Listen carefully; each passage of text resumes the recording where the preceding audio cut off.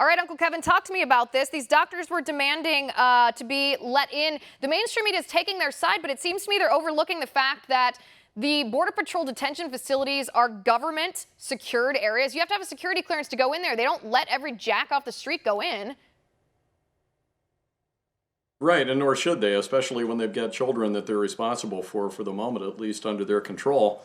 So this is strictly a cynical effort to build a narrative that will recruit mainstream media outlets to their side. And of course it's working, because in the era of Trump, what you do is you put the story up first, and then maybe you get around to apologizing later when you figure out that you've been had.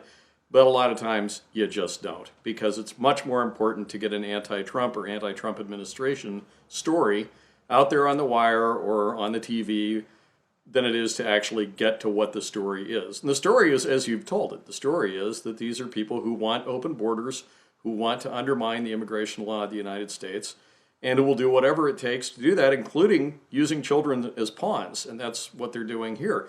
Think about this. Would you allow somebody who would just use a child or a group of children for political purposes to get anywhere near those children when they're under government supervision? What would they do? What would they do to promote their story? What would happen to those kids if one of these open borders activists got to the kid? And what would the government be accused of later? It's breathtakingly cynical. And to some extent, I'm sure it's working for them.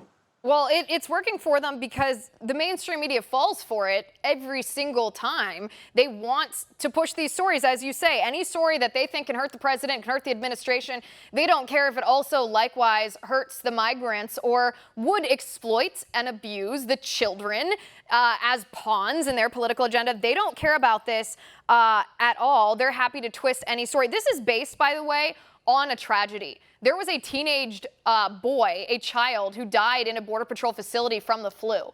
No one on God's green earth thinks that's anything other than a tragedy. When someone dies, especially when they're young, it is heartbreaking. It's heartbreaking that this child died. But the mainstream media and these protesters are trying to push this narrative that it was the negligence, the inhumanity of the Border Patrol which caused this death. There is no evidence whatsoever to show that that is true. No, that's true. And the people who are in Border Patrol custody are safer than they've been on the rest of their journey, probably from Central America all the way through Mexico to the United States border. They've finally reached a position of relative safety far superior to anything that they've come through up until then. So this idea that the Border Patrol somehow makes them unsafe, or that Border Patrol negligence is causing people to lose their lives, it's just ridiculous.